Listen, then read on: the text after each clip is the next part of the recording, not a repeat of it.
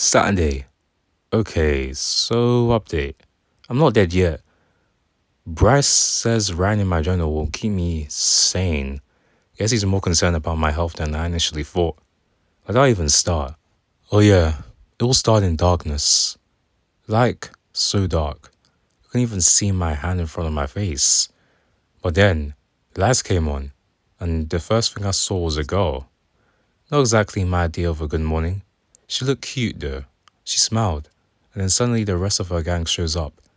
There was Fregley, looking even weirder now, thanks to his crazy mechanical arms. Hello, Jacker. Now Fregley has transitioned from weird to mega weird. Holly Hills was there too, which totally freaked me out. She vanished from school ages ago.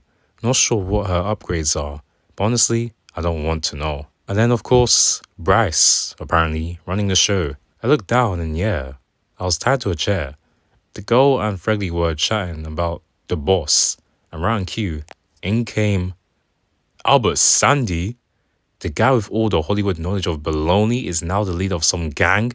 He's got a lot of mechanical parts on him, like Katsuo Tanaka, only bigger, meaner, and more likely to kill me in the next 10 minutes. Albert gets in my face and started accusing me of stealing and using his son Devestein. Then, it hit me. That secret package in Mom's room. I told Albert about the package, and when I mentioned my mom, he stopped. Like, really stops. Did some kind of mental math and figured out that his weapon supplier was my mother. Her ghosting him makes sense now. You can't exactly close deals when you're dead. Albert gave me a choice. Either they rip the son Devestein out of my body, or I work for him. I chose the latter. Getting that thing installed in my body was painful, so I can imagine how much more painful it would be to take it off. At that point, the mysterious girl finally introduced herself. I'm Rebecca. Distant cousin of mine. Great. Another Fregley in my life. Bryce untied me and said that he trusts me, which is honestly the weirdest thing anyone has ever said to me this month. Albert, though, didn't buy it. He said that I have to prove myself to his crew. Tuesday, I was just trying not to get pantsed at school. Now I'm not only a murderer on the run, I'm now part of this so-called safe haven. At least that's what Bryce called it. If my mom could see me now, she'd probably just sigh and say, at least you finally joined the club. This is going to suck, but hey, at least it won't be boring. Sunday. Usually I'd be in bed all day, asleep. But no, in safe haven, everyone has work to do. Albert gave me a job to do. One that required me to work with Fregley's cute distant cousin Rebecca. She seemed happy with this arrangement. I'll be happy too. She didn't keep asking me, what's in the diary? I keep telling her it's a journal, but what's the point? When Mom went out to buy this thing, I specifically told her not to get the one that says diary on it. Anyways, the job was to steal a car from one of the rich Arasaka idiots and deliver it to a client. Unrelated thing, I got cybernetically enhanced lungs inside of me. Now running out of breath won't be an issue. Now about the job. Sounds easy, but since I was a wanted criminal, Neo Plainview enforcers will be looking for me. About an hour later, me and Rebecca reached the site where the car was parked, guarded by Neo Plainview enforcers. I mean, the car does belong to an Arasaka guy. Albert told me to bring the car back in one piece at all costs, so I used the San Everstein to speed my way through the enforcers. Rebecca shot the remaining enforcers. She entered the driver's seat of the car and smiled at me. I sat next to her. She hotwired the car and drove it. The next thing that happened was utter chaos.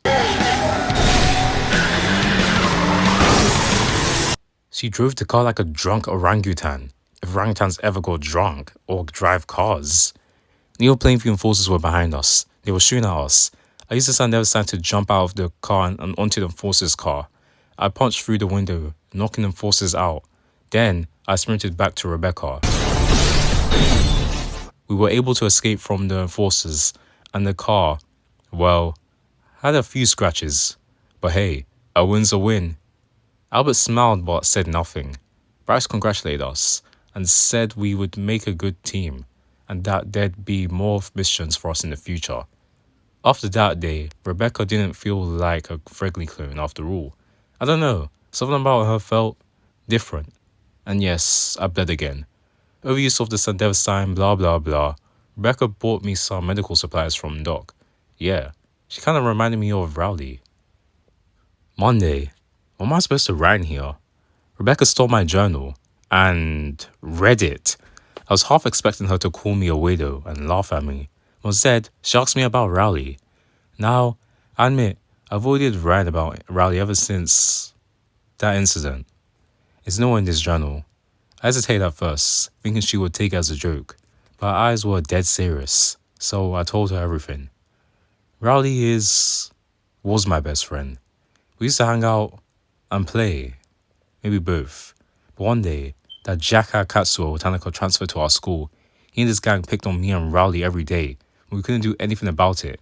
Katsuo's dad was a higher ranking Arasaka executive, and Arasaka basically owned the school me and Rowley used to go to. Rowley couldn't take it anymore.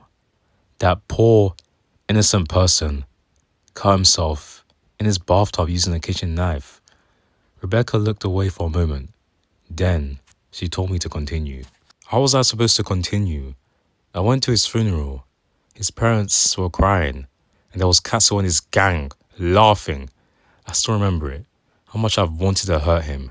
Rebecca must have saw that look in my face, because she said she's lost someone too. Someone just like Rowley. Looks like we both had something in common. She handed my journal back and said that I looked cute too. I didn't know how to react to that comment, but I did head back to my room. This time, I hid the journal under my bed. I better be careful with what I write in this journal from now onwards.